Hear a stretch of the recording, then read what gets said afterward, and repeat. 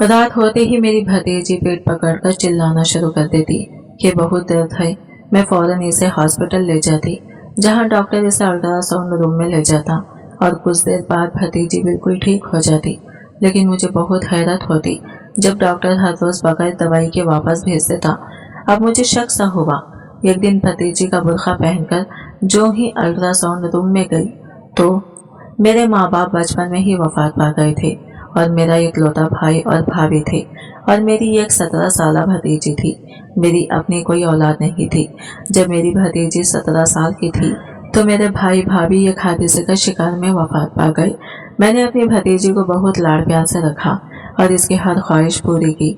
वो मेरे घर मेरे साथ ही रहती थी। एक दिन मेरी भतीजी ने इंटरमीडिएट के इम्तिहानात पास किए तो ये की जिद लगाई कि शहर जाकर डॉक्टरी की पढ़ाई करनी है। मैं इसकी बात सुनकर परेशान हो जाती कि आजकल ज़माना भी बहुत ख़राब है और घर से बाहर तो कभी नहीं निकली सिवाय स्कूल और कॉलेज जाने के। तो इतने बड़े शहर में अकेली कैसे रहेगी। लेकिन इकलौती भतीजी होने के नाते मुझे इसकी हर जिद अजीज थी और मैंने ठान ली कि अब मुझे अपनी भतीजी को डॉक्टर बनाना है। मैंने अपने शौहर से इस बारे में बात की तो मेरे शौहर ने भी बिला झिझक इजाज़त दे दी। मेरी भतीजी बहुत खुश थी कि अब वो अपने ख्वाबों को पूरा करने के लिए शहर जाएगी, वहाँ पढ़ेगी और अपने ख्वाबों को पूरा करेगी। शहर की यूनिवर्सिटी में इसका दाखिला करवाया और इसे हॉस्पिटल में भेज दिया। मेरे दिल में 100 तरह के वसवसे थे, मगर फिर भी दिल बड़ा करके इसे भेज ही दिया और बहुत ज़्यादा पैसे भी लगा। अभी तो आगे और ज़्यादा लगना था। मैं घर में काफ़ी परेशान रहती अपनी भतीजी को लेकर। मेरे दिल में धड़का सा लगा रहता था कि कहीं कुछ गलत ना हो जाए। फिर एक दिन रात के वक्त मेरी भतीजी का फ़ोन आया तो वो बहुत ज़्यादा रो रही थी। मेरी तो जान ही निकल गई और रोते हुए बस एक ही बात की रट लगाई हुई थी कि इसे हॉस्पिटल में नहीं रहना, इसे घर वापस आना है। मेरी तो रूह फना हो गई। मुझे कुछ समझ न आया कि मैं क्या करूं। मेरा शौहर भी काम के सिलसिले में बाहर गया हुआ था और मेरी भतीजी की हिचकियां भी उरूज पर थी। मैंने अपनी भतीजी को तसल्ली दिलाई कि मैं इसे लेने के लिए आ रही हूँ, बस वो चुप कर जाए और बताए कि क्या हुआ है। लेकिन इसने मुझे कुछ नहीं बताया और इतना ही कहा कि इसे हॉस्पिटल में नहीं रहना। मैं बेहद हैरान परेशान थी कि आखिरी 2 महीने में ऐसा क्या हो गया जो मेरी भतीजी हॉस्पिटल में इस कदर परेशान हो गई और वापस आने की जिद कर रही है। मेरे शौहर काम से वापस लौटे तो मैंने इन्हें सारी बात बता दी। वो भी परेशान हो गई क्योंकि गाँव से इस वक्त शहर जाने वाली कोई बस नहीं थी। मैंने अपनी भतीजी को दोबारा फ़ोन किया और इससे कहा कि हम तुम्हें अभी लेने नहीं आ सकते क्योंकि इस वक्त कोई बस शहर को नहीं जा रही। इसने अपनी हिचकियां दबाते हुए कहा कि आप लोग मुझे सुबह आकर ले जाएं। अगले सुबह हम दोनों मियाँ बीवी भतीजी के हॉस्टल रवाना हो गए। वहाँ जाकर हमने देखा कि हमारी भतीजी की हालत शदीद ख़राब थी। वो बुखार में मुब्तला थी और इस वक्त गंदगी में थी। मैं इसके करीब बैठे इसका कंधा हिलाया और इसको पुकारा तो मेरी आवाज़ सुनते ही इसने अपनी आंखें खोली और मुझे देखते ही ज़्यादा खता रोने लगी। इसकी हालत देखकर मैं और ज़्यादा परेशान हो गई। तब तो मुझे यकीन हो गया था कि कुछ ना कुछ तो हुआ है। मैंने इसे मोहब्बत से पुकारते हुए कहा, बेटा क्या हुआ है तुम्हें? इसने अपनी आंखें नीचे कर ली लेकिन ज़बान से एक लफ्ज़ भी ना अदा किए। मैंने बहुत इसरार किया लेकिन इसने मुझे इतना ही कहा कि इसे कुछ नहीं हुआ, इसे हॉस्टल में नहीं रहना, मुझे घर वापस जाना है, मेरा आप लोगों के बगैर दिल नहीं लगता। ये बात बहुत अजीब थी कि 4 महीने हॉस्पिटल में रहने के बाद मेरी भतीजी कह रही थी कि इसका हॉस्पिटल में दिल नहीं लगता। मैंने अपने शौहर को कहा कि परेशानी की कोई बात नहीं, बस बच्ची हॉस्पिटल में रहते हुए थोड़ी घबरा गई है, कुछ दिन के लिए हम इसे घर ले चलते हैं। हॉस्टल इंतजामिया से बात करने के बाद मैं अपनी भतीजी को कुछ दिनों के लिए घर ले आई। घर आने के बाद भी इसकी हालत ठीक नहीं हुई बल्कि मजीद बिगड़ती चली गई। इसको शदीद बुखार था और वो दिन ब दिन कमज़ोर होती जा रही थी। बहुत सारे डॉक्टर से इसका इलाज करवाया लेकिन इसे कहीं पर भी आराम नहीं मिल रहा था।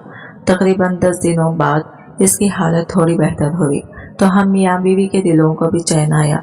मेरी भतीजी बहुत खुश इखलाक की मालिक थी लेकिन जब से वो बीमार हुई थी हर वक्त अपने कमरे की लाइट बंद करके अंदर ही पड़ी रहती। आज भी इसे कमरे से बाहर लेकर आए और धूप में बैठने के लिए कहा।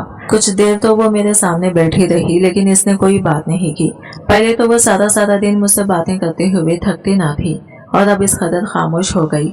अब तो मुझे चाहता था कि आखिर हॉस्टल में ऐसा क्या हुआ है जिसने मेरी मासूम सी बच्ची को मुरझा कर रख दिया है।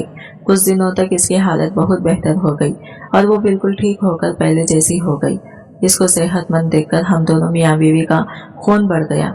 मेरी खुशी की कोई इंतहा न रही कि मेरी ये इकलौती भतीजी पहले की तरह सेहतयाब हो रही है। मुझे ये भी था कि इसकी पढ़ाई का भी बहुत हर्ज हो रहा है, लेकिन इसकी पढ़ाई सेहत से ज़्यादा ज़रूरी नहीं थी। जब वो बिल्कुल ठीक हो गई तो मैंने इससे कहा कि बेटा, अब तुम्हें यूनिवर्सिटी वापस जाना चाहिए, तुम्हारी पढ़ाई का बहुत हर्ज हुआ है। मेरी बात सुनकर वो बहुत परेशान हुई। मुझे इसकी परेशानी समझ न आई। कुछ देर के बाद वो बोली कि आप ठीक कर रहे हैं, मुझे वाकई ही वापस जाना चाहिए। जब मैं इसके कमरे में गई तो वो तकिया मुंह पर रखे ज़ारो खतार रोने में मशगूल थी। मैं जल्दी से इसके पास गई, इसके मुंह से कपड़ा हटाया और इससे पूछा कि क्या हुआ है तुम्हें। कहने लगी कि मेरे पेट में बहुत शदीद किस्म का दर्द है जो कि नाकाबिले बर्दाश्त है। मैं जल्दी से इसे चादर उड़ाकर अपने गाँव के क्लिनिक आ गई। डॉक्टर ने इसे चेक किया, इसे दवा दी। कहने लगा कि ये दवा खाने के कुछ देर बाद ही बिल्कुल ठीक हो जाएगी। घर आकर मैंने इसे दवा खिलाई। थोड़ी ही देर के बाद जब मैंने इसकी तबीयत पूछी तो कहने लगी कि मुझे अब ज़्यादा दर्द नहीं हो रहा, मेरा दिल अब हर वक्त बेजार रहने लगा। मेरी एक ही भतीजी थी और मेरी अपनी औलाद तो थी नहीं। मैंने इसे औलाद से भी बढ़कर पाला था और वो भी हर वक्त बीमार है। ये सोचकर मैं बहुत गमज़दा हो जाती। अब तो ये रोज़ ही होने लगा। इसके पेट में शदीद दर्द उठा। मैं इसे क्लिनिक लेकर जाती। क्लिनिक में डॉक्टर अल्ट्रासाउंड वाले कमरे में 10 मिनट तक इसको चेक करता, दवा देता। कुछ देर तक वो ठीक हो जाती, लेकिन कभी कभी मुझे लगता कि दाल में कुछ काला ज़रूर है। लेकिन फिर मैंने अपनी सोच को झटक दिया। मेरे शौहर ने मुझे कहा कि तुम्हारी भतीजी की अब शादी की उम्र है, वो हॉस्टल जाना नहीं चाहती, आगे इसे पढ़ना नहीं है, तो हम ऐसा करते हैं कि इसकी शादी कर देते हैं। मैं परेशान थी कि मैं अपने शौहर को कैसे बताऊं कि इसकी तो सेहत ही खराब है, हर वक्त इसके पेट में दर्द रहने लगा है। लेकिन मैंने अपने शौहर से कोई बात नहीं की और इनके हाँ में हाँ मिलाई। एक दिन मेरे शौहर ने मुझे कहा कि इनके दोस्त का बेटा डॉक्टर है, वो हमारे घर रिश्ता लेकर आना चाहता है। मैंने कहा ठीक है, आप बुला लें। रिश्ता देखने के लिए लड़के की माँ और लड़का आया था।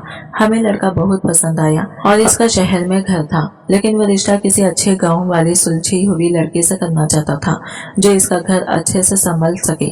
और फिर मेरे शौहर तो इनके दोस्त थे, तो हमें भी कोई एतराज नहीं था, ना उन्हें कोई एतराज था। हम लोग ने रिश्ता पक्का कर दिया। 2 महीनों के बाद शादी की तारीख भी तय हो गई। मेरी भतीजी एकदम से बिल्कुल ठीक हो गई।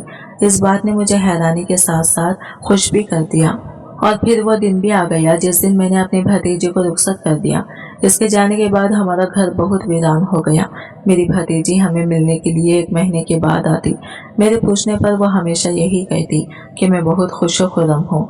इसकी ये बात सुनकर मैं भी पुरसुकून हो जाती। फिर एक दिन एक फ़ोन कॉल ने मेरे पाँव तले से ज़मीन खींच ली। वो फ़ोन मेरी भतीजी के ससुराल वालों की तरफ से था। हम लोग जैसे ही मेरी भतीजी के ससुराल पहुंचे, मेरी भतीजी ने बताया कि मेरी सास सुबह की गई हुई है और अभी तक वापस नहीं आई। पूरा मोहल्ला छान मारा, किसी ने इसे सुबह से नहीं देखा।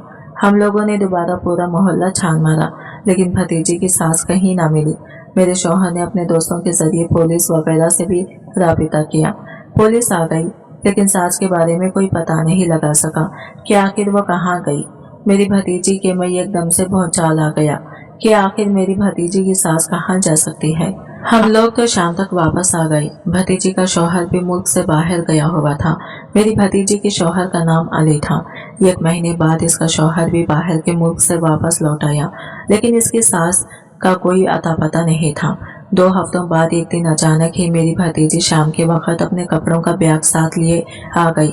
वो बहुत परेशान थी। मैंने इसे बिठाकर पानी वगैरह पिलाया। इससे पूछा कि क्या हुआ है, तो मेरी भतीजी ने कहा कि फूफू मुझे माफ़ कर दो, मैं बहुत बुरी हूँ। इसकी बातें सुनकर मैं हैरान रह गई कि आखिर वो ऐसा क्यों कह रही है। इसने मुझे जो बातें बताई, इन्हें सुनकर मैं एक बार काम कर रह गई। मेरी भतीजी ने मुझे बताया कि सास की गुमशुदगी के बाद मेरा शौहर बाहर के मुल्क से लौट आया। वो भी बहुत परेशान था। इसने हर मुमकिन कोशिश की ढूंढने की, लेकिन इनका नहीं पता न करवा सका। मुझे यूं महसूस हुआ जैसे वो अपनी माँ को लेकर बहुत परेशान हो, इसलिए मुझे नजरअंदाज कर रहा है। लेकिन कुछ दिनों के बाद इसने मुझे मुकम्मल नजरअंदाज कर दिया।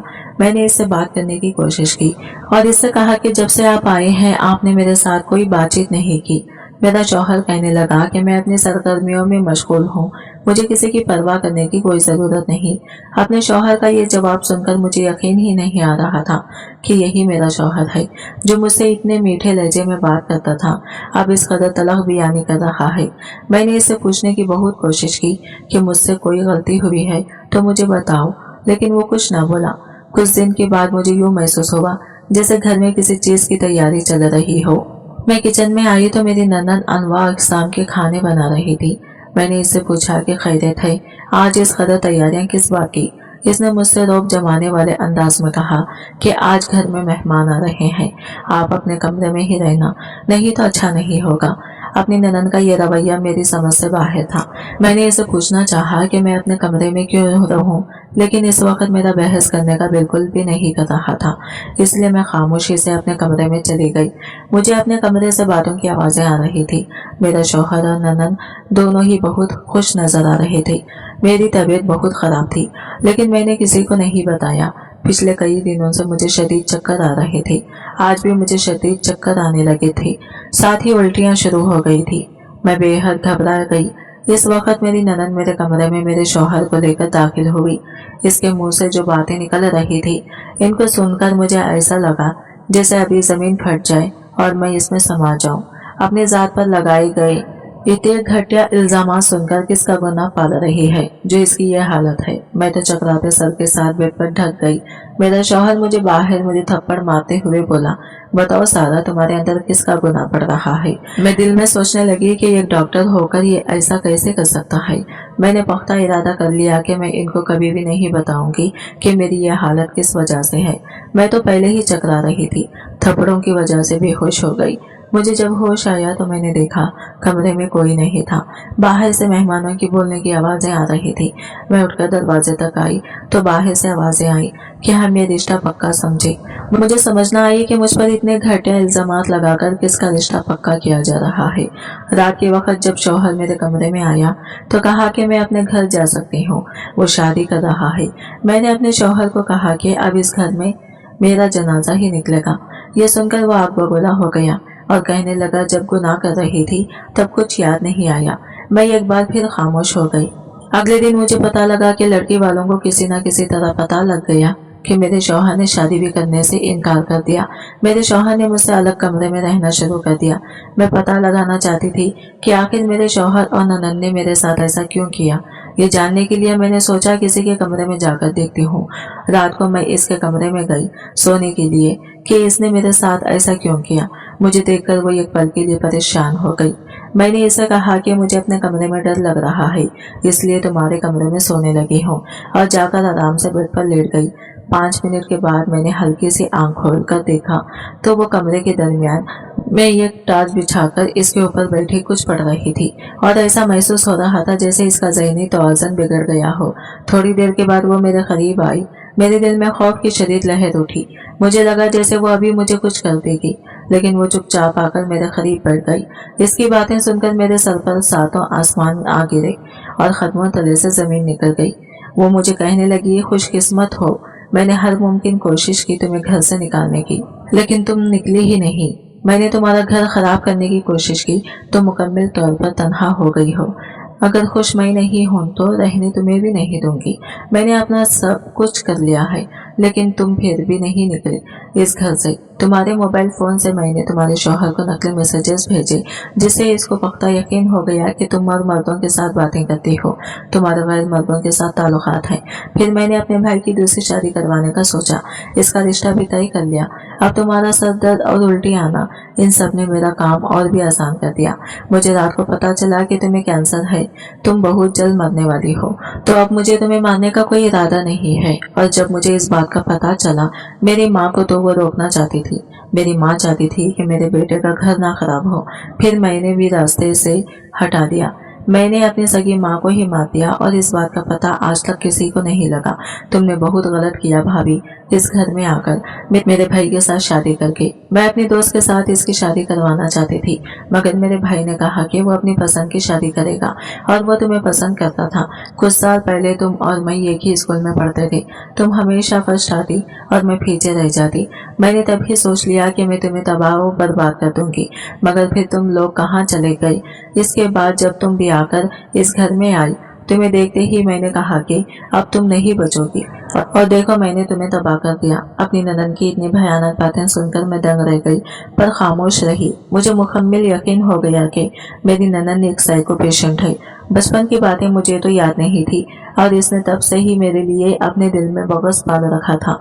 इस कमरे में आते ही मैंने सबसे पहला काम ये किया कि जिस वक्त मेरी ननद मेरे पास बेड पर आकर बैठी, मैंने आंख बंद करके अपने मोबाइल का रिकॉर्ड ऑन कर लिया। इसकी सारी बातें रिकॉर्ड हो गई। मैंने सारी बातें अपने शौहर को भेज दी। अपनी भतीजी की तमाम बातों ने मेरे दिल को गम से भर दिया। इसके बाद मेरी भतीजी कहने लगी, फूफू मुझे माफ कर दें, मैं बहुत बुरी हूँ। मैंने आपको धोखा दिया और देखिए बदले में मुझे भी धोखा मिला। मेरा शौहर मुझे कॉलेज के बाहर मिला था, मैं इसे पसंद करने लगी। जब मुझे पता चला वो शहर में रहता है, मैंने आपसे जिद की कि मुझे शहर में पढ़ना है। मैं शहर पढ़ने चली गई। वहाँ मैं रोजाना अपने डॉक्टर शौहर से मिलती। फिर एक दिन इसने मुझे बताया कि वो मुझसे शादी करना चाहता है। मैंने भी हाँ कर दी। अब मैं आगे नहीं पढ़ना चाहती थी, इसलिए मैंने इतने दिनों तक बीमारी का नाटक किया और जब मेरे पेट में दर्द हुआ तो क्लिनिक जाने लगा। वहाँ मैंने देखा अंदर क्लिनिक में अली बैठा है। वो अपने किसी दोस्त डॉक्टर की जगह पर आया था। यह सुनकर फिर मैं रोजाना क्लिनिक जाने लगी। मैं रोज अंदर अली से बातें करती। जब आप अंदर आती तो चेकअप का बहाना कर लेती। फिर जब आपको शक होने लगा तो अली ने मुझे कहा कि अब मैं क्लिनिक ना आया करूं। एक दिन जब मेरा बुरखा ओढ़कर आप लेने गई, इस दिन भी अली अंदर नहीं था तो आपको कुछ पता नहीं चल सका। फिर जब अली ने रिश्ता भेजा तो मैं हर बीमारी भूल गई, शादी की खुशियों में मसरूफ हो गई। कुछ अरसे बाद मेरे सर में शदीद दर्द उठा। पेट में भी मुझे पता चला कि मुझे कैंसर है। तब अली का काम के सिलसिले में बाहर गया हुआ था। जब वापस आया तो मैं इसे बताना चाहती थी लेकिन नहीं बता सकी। लेकिन फूफू देखे ना मेरी खुशियों की उम्र कितनी छोटी थी। रात को मुझे पता चला मेरी ननद मेरे साथ हसद की आड़ में ये सब कर चुकी। मेरे शौहर ने मेरे एतबार नहीं किया। अब मैं इस घर में कभी नहीं जाऊंगी। मेरी भतीजी की बातें मेरा दिल झेल रहे थे। मैंने इसे अपने सीने से लगा लिया। अगले दिन सुबह के वक्त मेरी भतीजी का शौहर आ गया। इसने भी मुझसे माफी मांगी। मेरी भतीजी को दुख देने के लिए वो बेहद शर्मिंदा था। मेरी भतीजी को वापस ले गया। मेरी भतीजी के शौहर ने इसका बहुत इलाज करवाया। इसने अपनी बहन को गुनाहों की सजा दिलाने का फैसला किया। फिर मेरी भतीजी की ननद को पुलिस पकड़कर ले गई। जेल में इसका बहुत भयानक अंजाम हुआ। दिमागी तौर पर और अब जिस्मानी तौर पर भी मफलूज होकर रह गई। मेरी भतीजी अब खुशो खुरम जिंदगी गुजार रही है। हमें अपने बड़ों को धोखा नहीं देना चाहिए, ना ही किसी से हसद करना चाहिए, वरना ये चीजें इंसान की जिंदगी तबाह व बर्बाद करके रख देती है। आज की वीडियो कहानी आपको कैसे लगी कमेंट करके जरूर बताएगा, और वीडियो अच्छी लगी है तो लाइक शेयर जरूर कीजिएगा, हमारे चैनल को सब्सक्राइब करें फ्रेंड्स। मिलते हैं अगले वीडियो के साथ, तब तक के लिए बाय बाय, टेक केयर, अल्लाह हाफिज।